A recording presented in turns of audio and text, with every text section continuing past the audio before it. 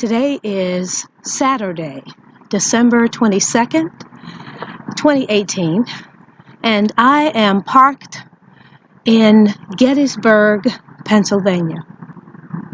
What you hear in the background, I imagine, are cars, a highway that's nearby, but that should be about all you hear.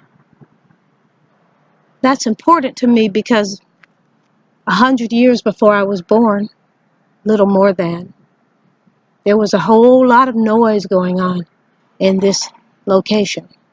You would have heard the sounds of cannons firing and guns being shot and men screaming in agony as they were dying or wishing that they were dead.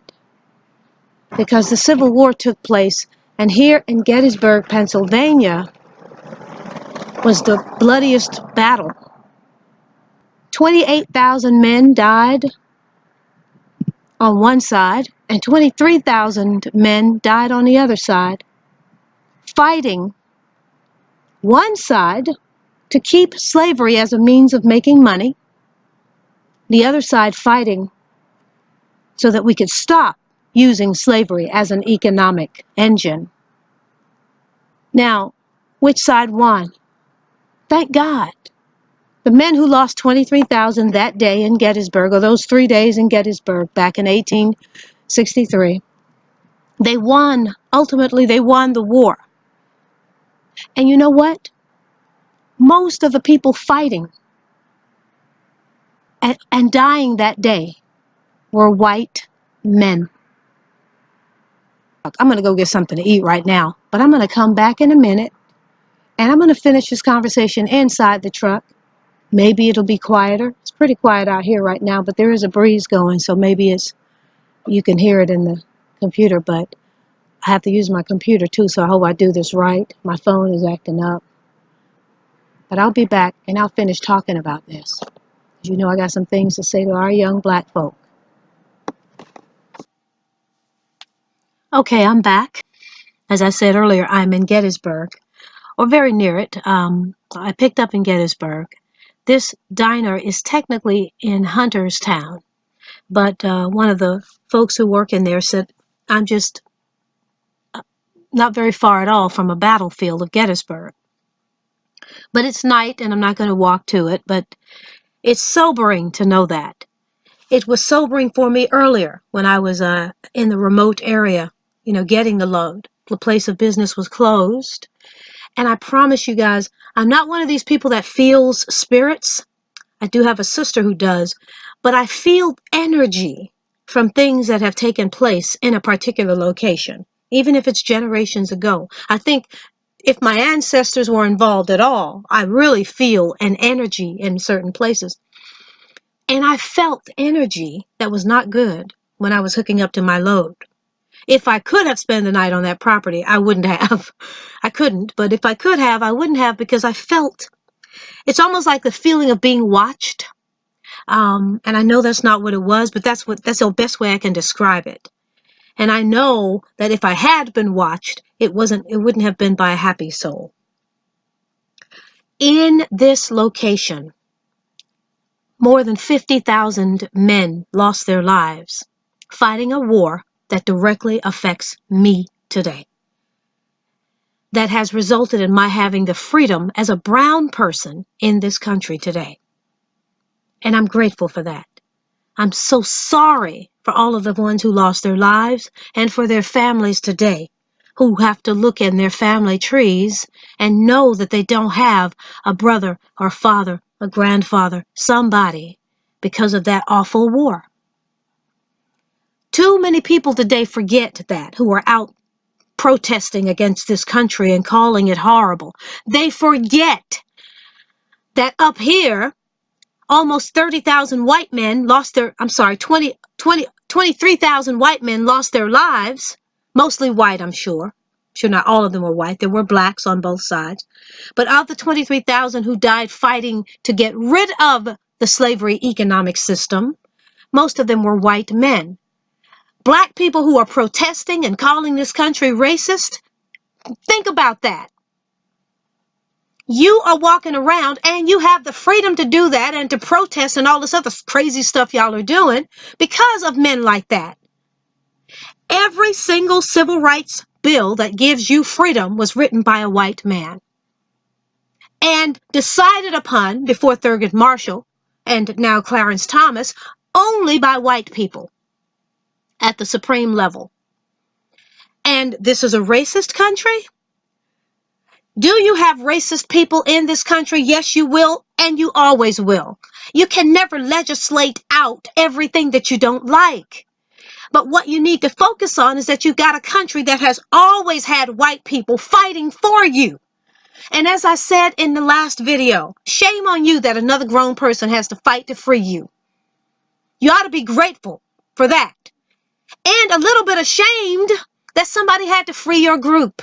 That's something your group should do for itself. That's why I don't get excited about things like Donald Trump writing some kind of something he did lately that's supposed to benefit the urban communities. It involves taxpayer dollars going into the black communities to make it better. Nobody should have to do that for us anymore. We have millionaires walking around, many who are black in this country. We have others who aren't millionaires, but they make good, solid incomes, and they make good financial decisions. No other community should have to take care of our communities. What is wrong with us that other people have to give us their hard-earned money? Because we're so stupid? We can't take care of our own selves? People, stop pretending that you don't have dunderheads in your community who cause their own problems. Stop pretending that everything is because you're black. It's a racial thing. It's a race thing. Yeah, it's a race thing. You got some stupid people in your race. But you don't want to own up to that. You want to pretend that everybody you see who is black and disenfranchised and impoverished and on the street and all this, it's all because of racism. No, sometimes it's because that person is stupid or made bad decisions. Sometimes it's because of something that's not that person's fault. He or she might have come here with some kind of problem in the head. Not their fault. Might have come socially or otherwise mentally slow. Not the person's fault. They might even have fallen on hard times. We all do. That is not the person's fault. But to lump everybody into one category, they are oppressed because they're black, that is ridiculous. And so we need to stop asking the federal government for money. That's like giving money to Haiti. Billions of dollars we have given to Haiti for disaster relief. Haiti is still in the same darn shape it's always been in. You know why? Because you have corrupt black leaders in Haiti who take all that money. So white people, wake up. Stop throwing your money at black people. Let black people handle their own problems. And if they don't do it, or if they can't do it, shame on them. Shame on us. Now, I just deviated. I'm up here. What I'm trying to say about Gettysburg is this. Young black people, stop trying to make white people forget about their own history. Because this is their history right here. This city is their graveyard. One of the many, the bloodiest, I think, in the Civil War, but one of many battlegrounds where white men are today. Their bones are there today, trying to free you and me, or people like us. So stop trying to prevent white people from commemorating their history. Stop telling them they have to take down statues that mean something to them. How dare you? Who are you to tell somebody else they can't commemorate their own history and remember what they want to remember? Stop trying to strangle other people. You got a whole lot of problems in the black community that you need to be worried about, so that you shouldn't have time to worry about pulling down statues of Confederate heroes. I don't have a problem with people honoring Confederate heroes. Let them do that. I love the South. I live in the South. I know about its history, but I have decided to forgive the parts of the history I don't like. That is what you do when you want a healthy relationship with somebody today. You forgive what they did in the past that wasn't good, and you appreciate what they did in the past that was good. More importantly, you focus on what they do in the present that is good. And that is my relationship with white America today. I invite you to come and join me. But if you want to stay angry, stay on over there. But if you don't change, If young black people and young white people who are just as stupid as young black people today, the young whites for hating their ancestors and thinking they are smarter than everything their ancestors ever stood for, if y'all don't grow up and get it together, and older whites and blacks who are joining you in this foolishness, if y'all don't get it together, then we're going to have another Gettysburg today. And it's going to be bloodier, I believe, than anything we ever saw in 1863.